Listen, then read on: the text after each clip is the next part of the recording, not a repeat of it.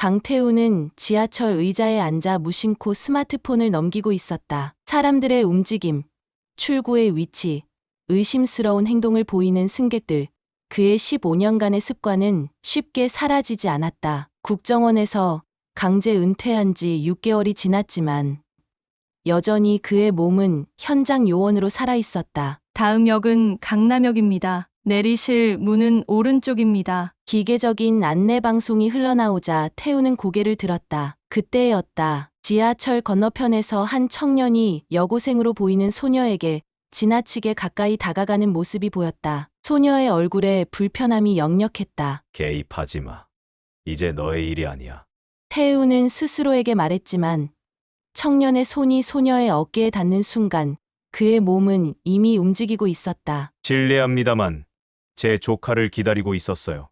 태우는 자연스럽게 미소 지으며 소녀 옆에 서서 청년을 향해 말했다. 그의 목소리는 부드러웠지만 눈빛은 날카로웠다. 뭐야?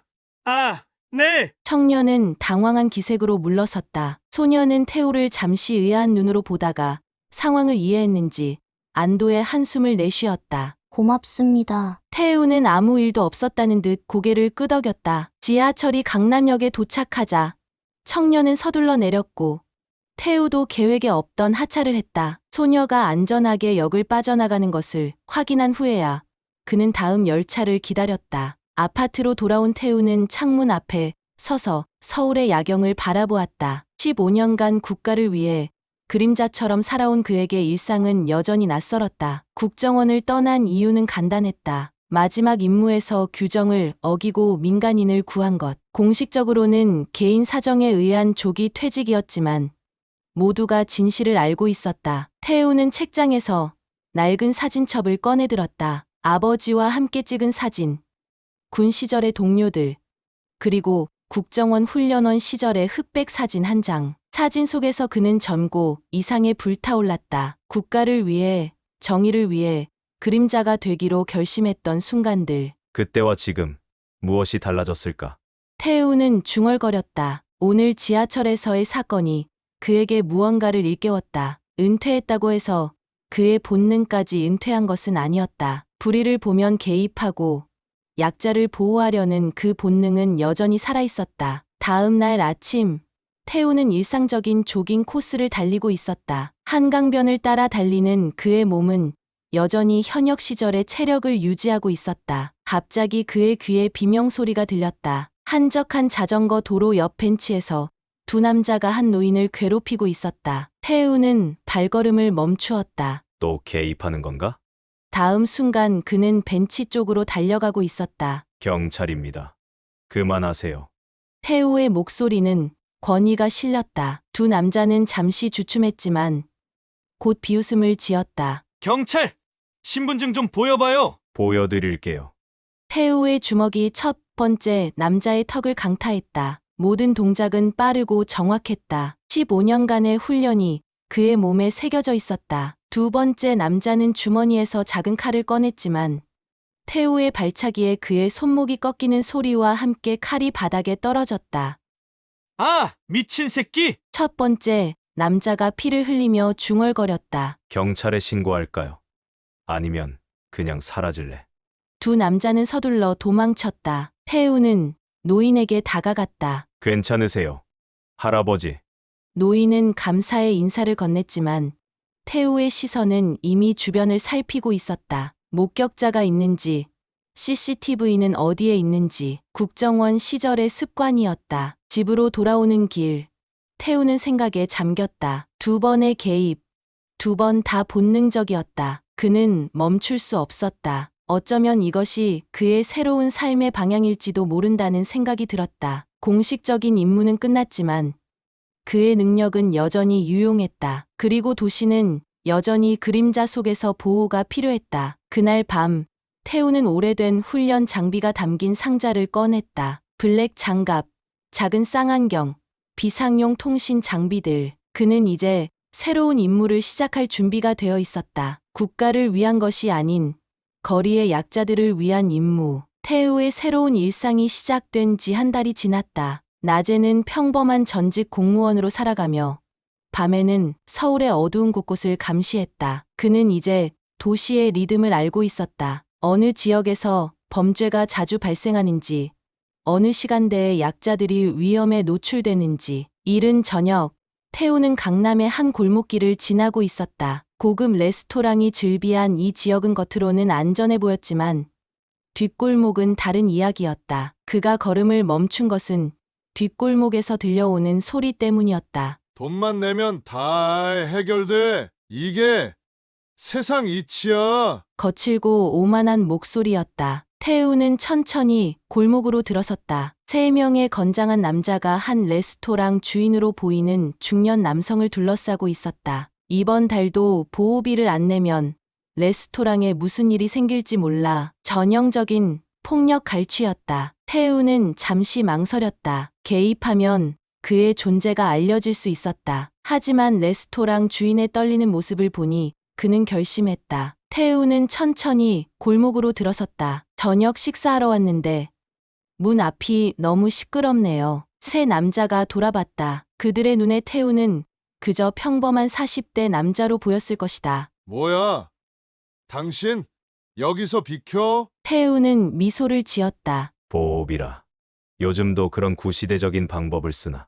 첫 번째, 남자가 불쾌한 표정으로 태우에게 다가왔다. 아저씨, 참견하면 다칠 수 있어요. 태우의 움직임은 번개처럼 빨랐다. 그의 주먹이 남자의 복부를 강타했고 남자는 숨을 헐떡이며 바닥에 쓰러졌다. 나머지 2명이 놀라 뒤로 물러섰다. 이봐, 우리가 누군지 알아? 우리는 태우는 남자의 말을 끊었다. 강남 일대를 돌아다니며 상인들을 갈취하는 호랑이파죠. 맞나? 3 남자의 얼굴이 굳었다. 태우가 그들의 조직을 알고 있다는 사실에 당황한 것이었다. 태우는 계속해서 말했다. 오늘부터 이 레스토랑은 내 보호 아래 있다. 다시 오면 태우는 주머니에서 작은 녹음기를 꺼내 보였다. 이 대화가 경찰서로 바로 전달된다. 조직의 이름과 갈취 내용이 모두 담겨 있다.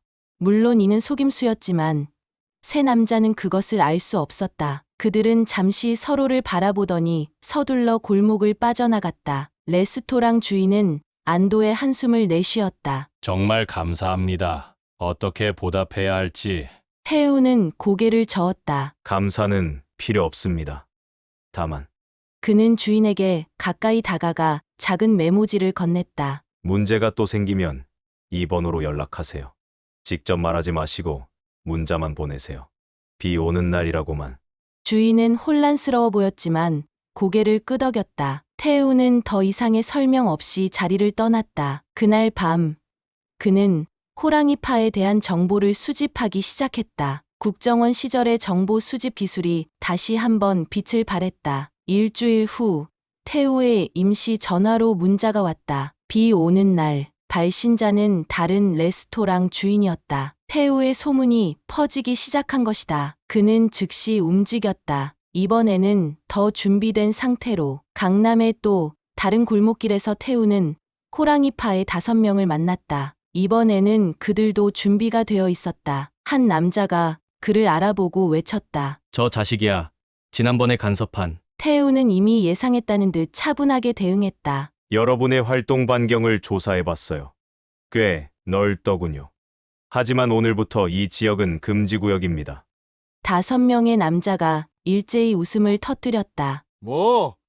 당신 혼자서 우리를 막겠다고? 태우는 대답 대신 주머니에서 작은 장치를 꺼냈다. 국정원 시절 사용하던 섬광 장치였다. 그는 장치를 바닥에 던졌고 강렬한 빛이 골목을 가득 채웠다. 순간적인 시각 장애를 일으키는 장치였다. 5명의 남자들이 눈을 가리며 비명을 질렀고 태우는 빠르게 움직였다. 그의 공격은 정확하고 효율적이었다. 3명의 남자가 바닥에 쓰러졌고 나머지 2명은 공포에 질려 도망쳤다. 레스토랑 주인은 놀란 눈으로 상황을 지켜보았다. 당신은 경찰인가요? 태우는 고개를 저었다. 그저 정의가 필요한 곳을 돕는 사람일 뿐입니다.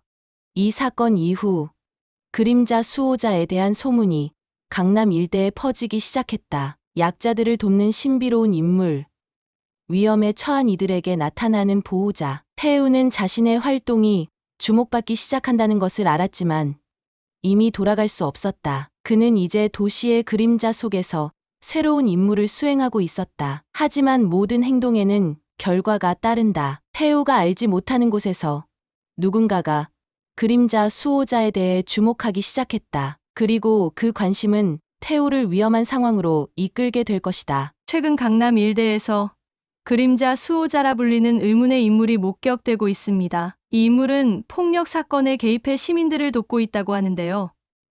경찰은 자경단 활동에 우려를 표하며 태우는 텔레비전 뉴스를 보며 커피를 마셨다. 그의 활동이 뉴스에까지 오르다니 상황이 예상보다 빠르게 진행되고 있었다. 핸드폰이 울렸다. 디스플레이에는 민혁이라는 이름이 떠 있었다. 국정원 시절 그의 파트너였던 사람이다. 오랜만이네. 민혁아. 형, 뉴스 봤어요? 그림자 수호자. 혹시 태우는 웃음을 터뜨렸다. 내가 그럴 리가 있겠냐. 그래요? 행동 패턴이 너무 형 같아서. 민혁의 목소리에는 의심이 가득했다. 그냥 은퇴한 공무원일 뿐이야.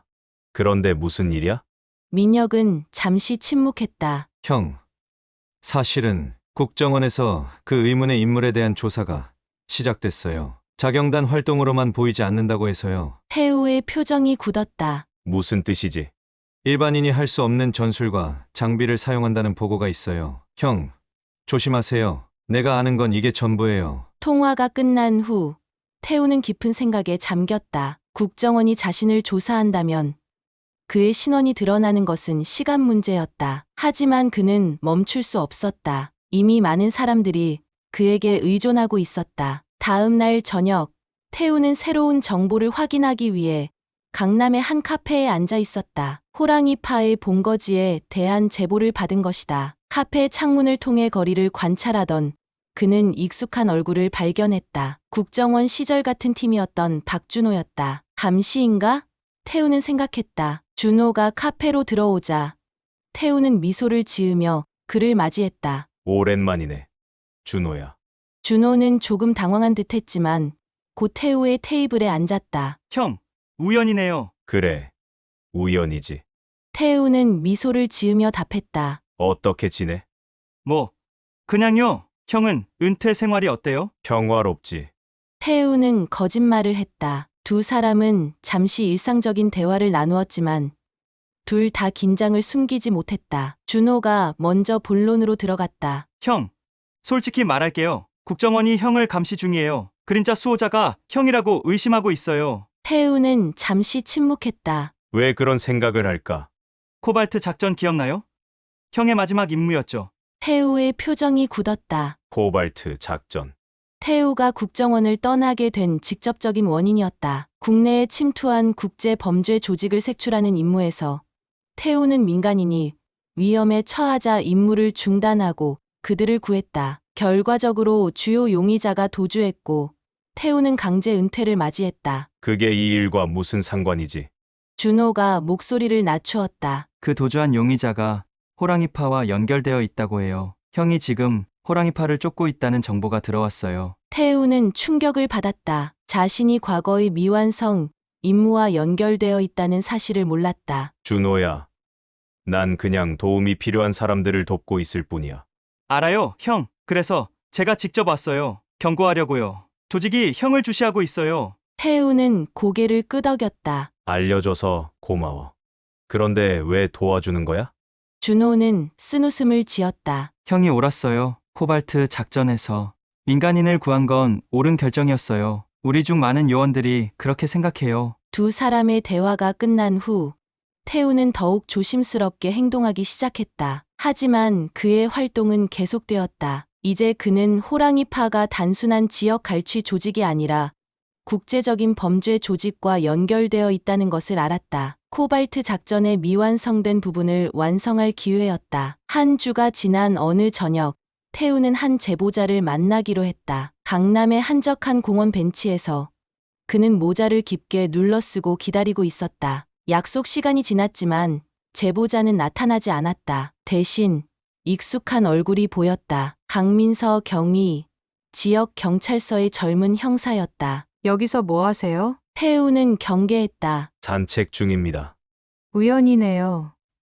저도요. 민서는 태우 옆에 앉았다. 요즘 그림자 수호자 때문에 바빠요. 모두가 그를 찾고 있죠. 태우는 침묵했다. 민서가 계속했다. 재밌는 건 범인을 찾는 게 아니라 협력하고 싶어서 찾는 사람도 있다는 거예요. 태우가 그녀를 바라보았다. 무슨 뜻이요? 제 직감으로는 강태우 씨가 그 그림자 수호자인 것 같아요. 태우의 심장이 빠르게 뛰었다. 무슨 근거로요? 감이죠. 그리고 민서는 주머니에서 작은 목걸이를 꺼냈다. 이거 당신 거죠? 지난번 호랑이파와의 충돌에서 떨어뜨리셨어요. 태우는 자신의 목걸이를 알아보았다. 부주의했다. 민서가 말을 이었다. 저는 그림자 수호자의 활동을 지지해요. 경찰력으로는 닿지 못하는 곳이 있거든요. 그리고 호랑이파가 일반적인 갈취 조직이 아니라는 것도 알아요. 왜 내게 이런 이야기를 하는 거죠? 도움이 필요할 거예요. 그리고 저는 당신이 필요해요. 태우는 잠시 생각했다. 경찰과의 협력은 위험했지만 민서의 정보는 유용할 수 있었다. 그는 결정을 내렸다. 내가 무엇을 도와드릴까요?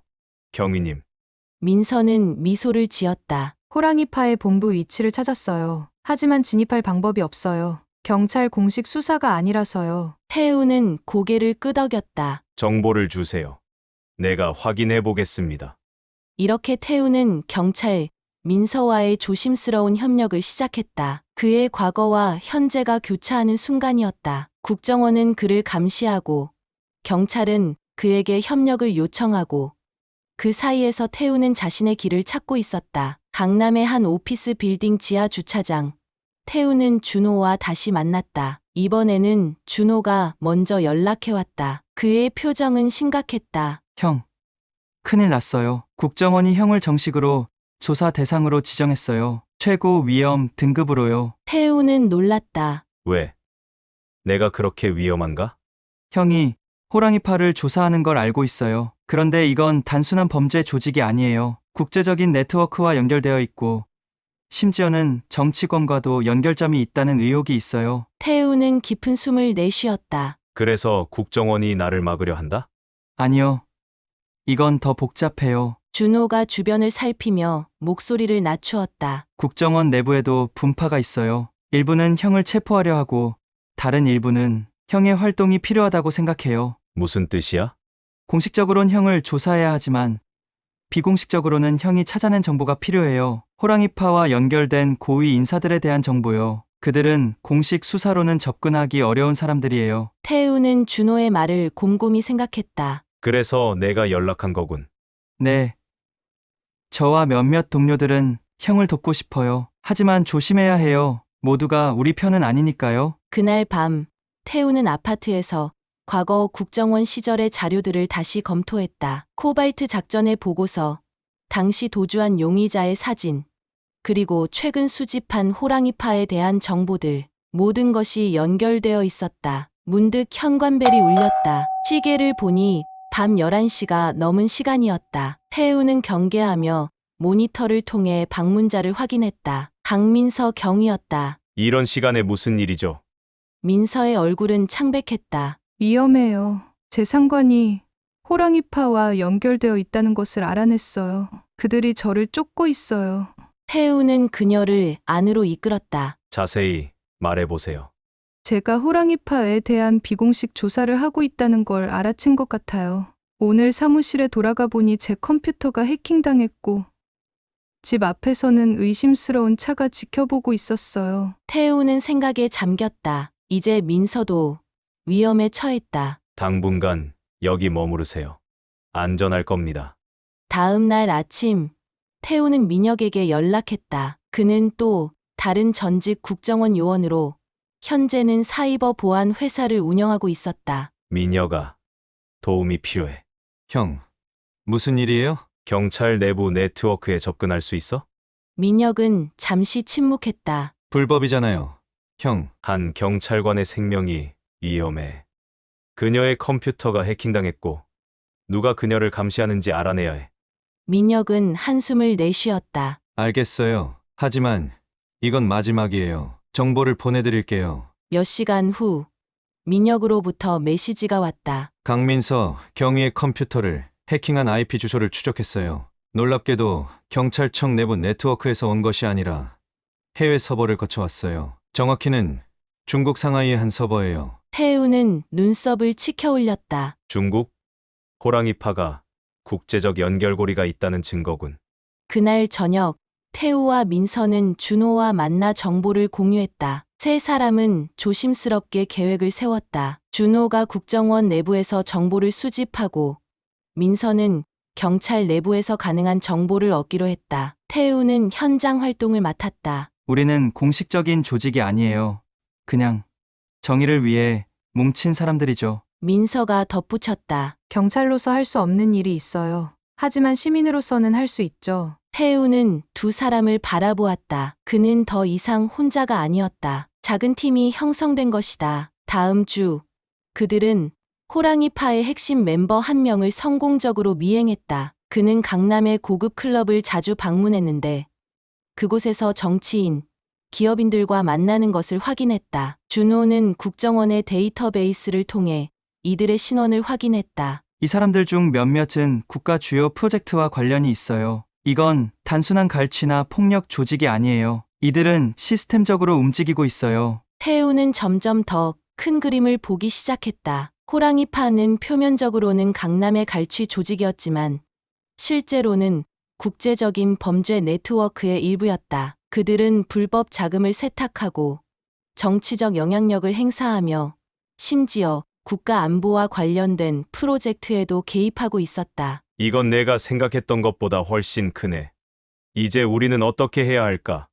민서가 결연한 표정으로 대답했다. 증거를 모아야 해요. 확실한 증거가 있어야 이 사람들을 막을 수 있어요. 준호도 동의했다. 형, 우리는 형의 도움이 필요해요. 국정원이나 경찰로는 할 수 없는 일이에요. 태우는 깊은 생각에 잠겼다. 그는 이제 자신의 정체성에 대해 더 이상 혼란스럽지 않았다. 그는 전직 국정원 요원이자 그림자 수호자였다. 그리고 이제는 작은 비공식 팀의 리더였다. 좋아.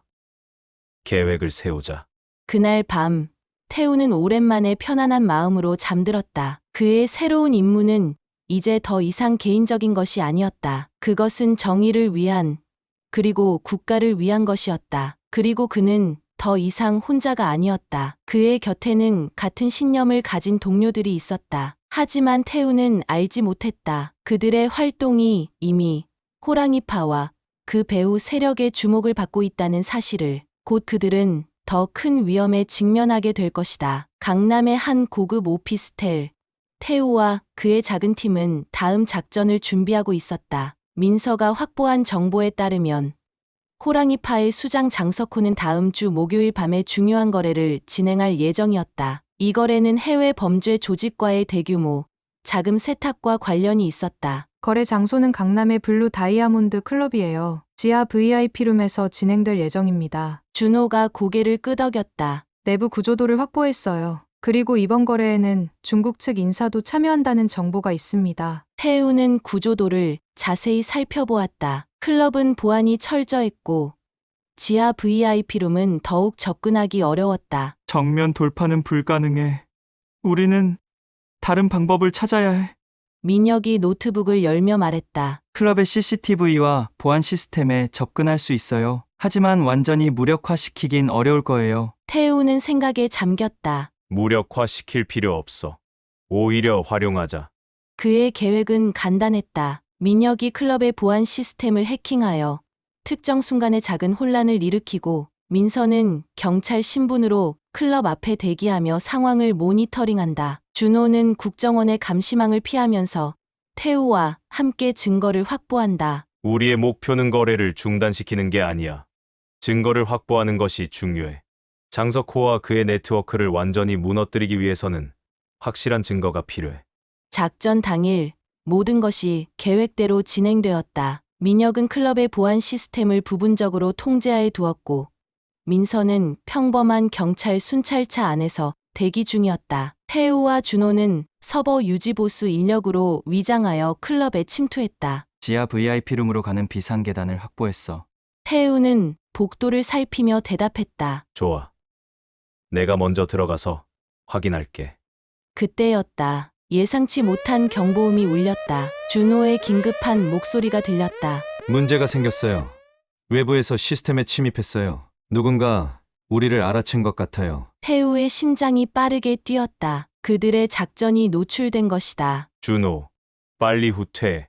하지만 이미 늦었다. 복도 끝에서 여러 명의 경비원이 그들을 향해 달려오고 있었다. 태우는 순간적으로 결정을 내렸다. 준호, 넌 증거를 확보해.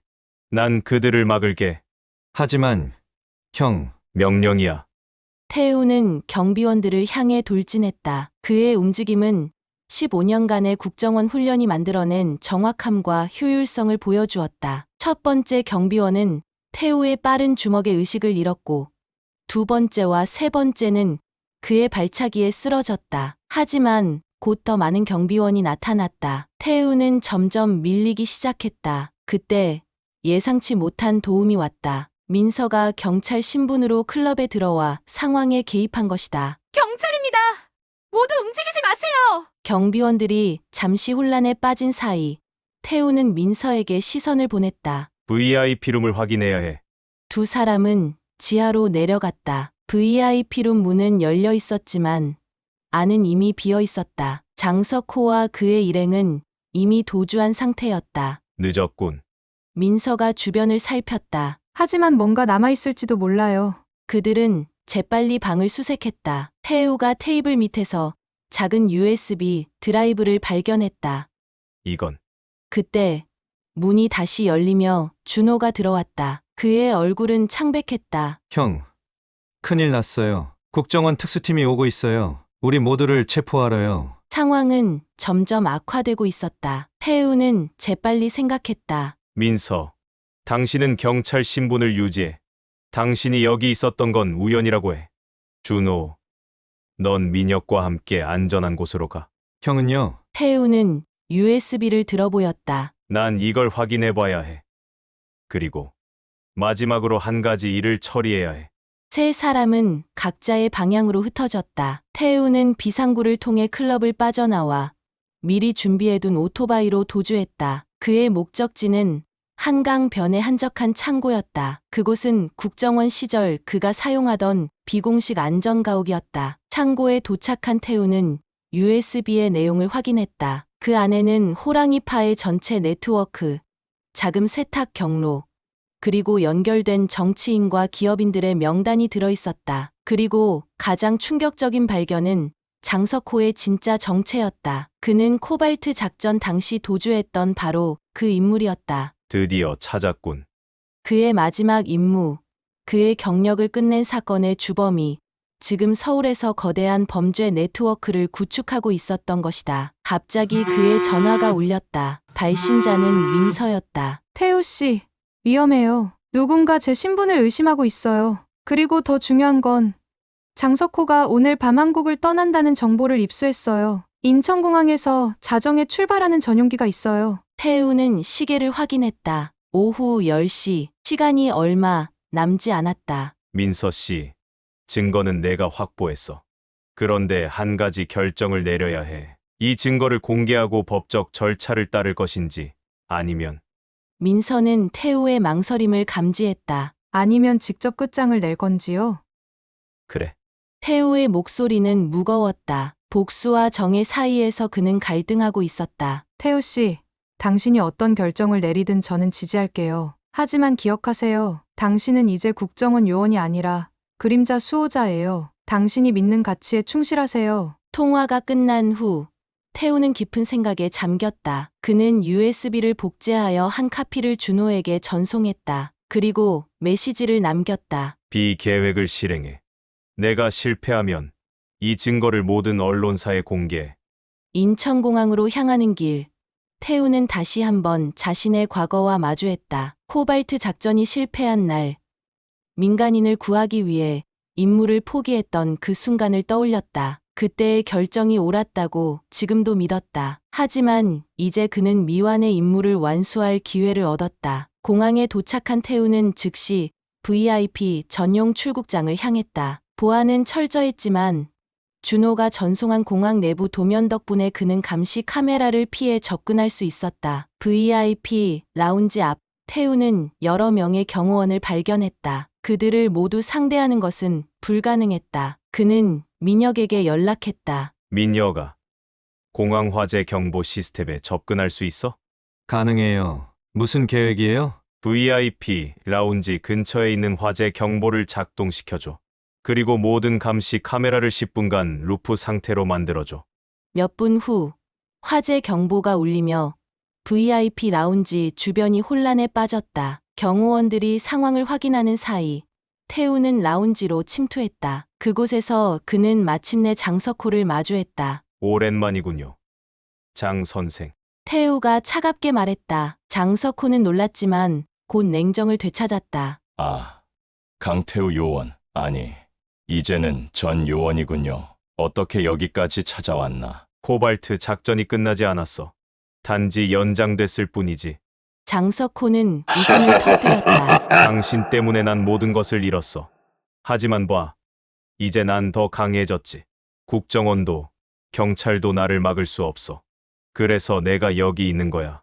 태우의 움직임은 번개처럼 빨랐다. 그는 장석호에게 달려들었지만 예상외로 장석호도 만만치 않은 무술 실력을 보여주었다. 두 사람은 라운지 안에서 치열한 격투를 벌였다. 나도 훈련받은 사람이야. 강태우. 장석호가 공격을 피하며 말했다. 당신만 특별한 건 아니지. 태우는 장석호의 반격에 어깨를 맞았지만 곧 균형을 되찾았다. 그래. 하지만 난 혼자가 아니야. 그 순간 민서가 경찰 제복을 입고 라운지에 들어섰다. 장석호, 당신을 체포합니다.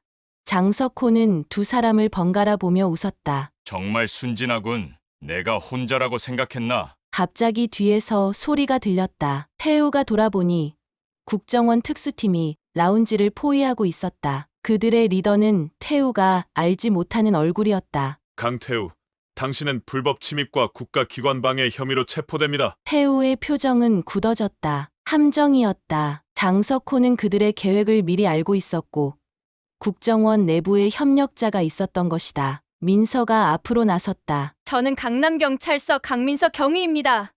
이 사람은 저와 함께 작전 중입니다.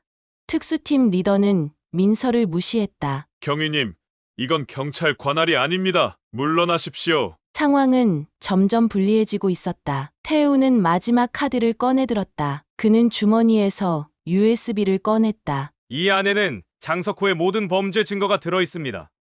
국제 자금 세탁, 정치인 매수, 그리고 태우는 특수팀 리더를 향해 눈을 좁혔다. 국정원 내부 협력자들의 명단도요. 라운지 안에 긴장감이 감돌았다. 특수팀 요원들 사이에서 동요가 일어났다. 장석호는 여전히 여유로운 표정이었지만 그의 눈에는 불안감이 보였다. 그건 아무도 믿지 않을 거야. 넌 이미 신용을 잃은 전직 요원일 뿐이야. 태우는 미소를 지었다. 맞아. 하지만 난 혼자가 아니야. 그 순간 라운지 밖에서 소란이 일어났다. 준호와 민혁이 이끄는 또 다른 국정원 팀이 도착한 것이다. 이들은 태우를 지지하는 요원들이었다. 김 팀장, 본부에서 새로운 지시가 있습니다. 장석호를 즉시 체포하라는 명령입니다. 김 팀장은 혼란스러워 보였다. 무슨 소리야?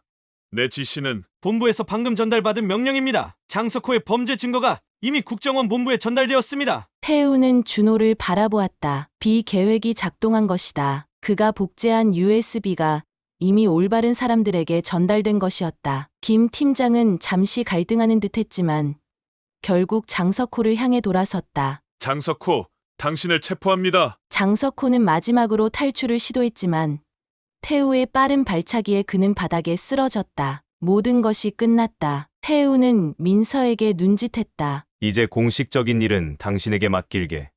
민서는 고개를 끄덕였다. 정의는 결국 승리했네요. 라운지를 나오며 태우는 복도에서 기다리고 있던 준호를 발견했다. 형, 이제 어떻게 할 거예요?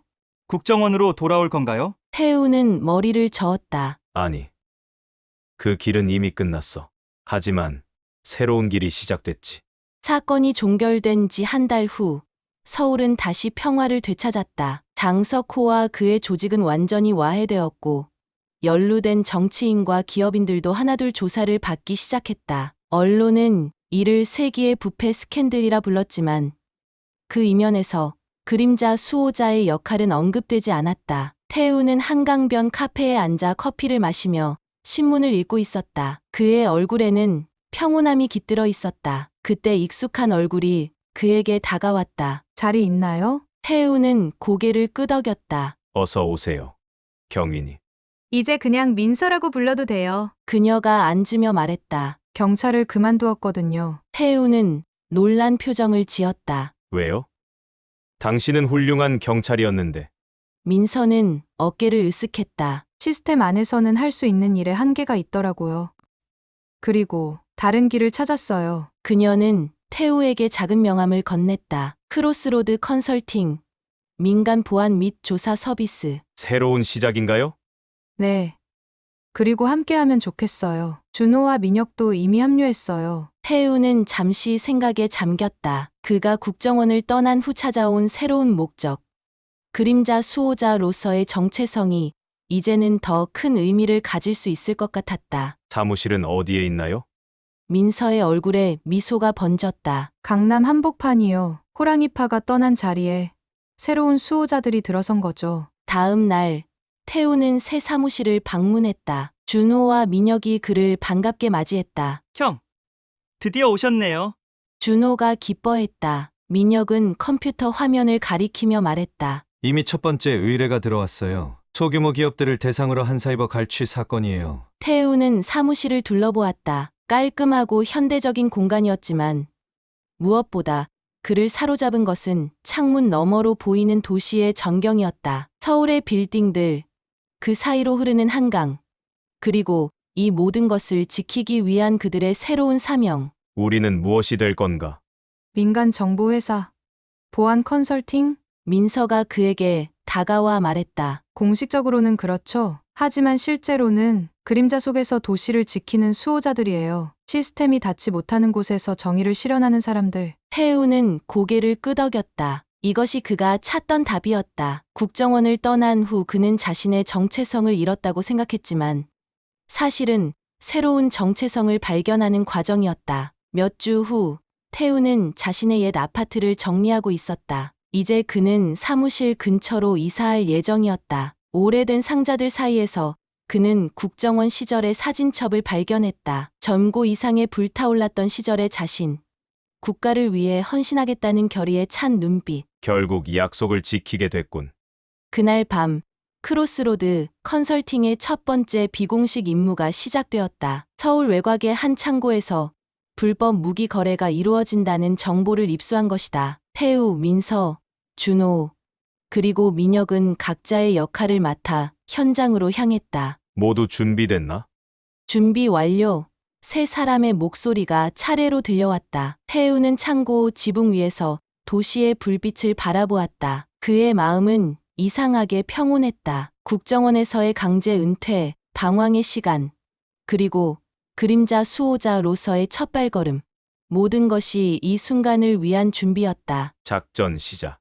도시의 어둠 속에서 4명의 그림자가 움직이기 시작했다. 그들은 공식적인 인정도, 포상도 받지 않을 것이다. 하지만 그것은 중요하지 않았다. 그들에게 중요한 것은 정의, 그리고 그들이 사랑하는 도시를 지키는 일이었다. 다음 날 아침, 뉴스에는 경찰이 대규모 불법 무기 거래 조직을 검거했다는 소식이 보도되었다. 태우는 사무실 창가에 서서 커피를 마시며 뉴스를 지켜보았다. 카메라에 비친 경찰들 뒤로 그는 자신과 동료들의 그림자를 보는 듯했다. 민서가 그에게 다가왔다. 좋은 아침이에요.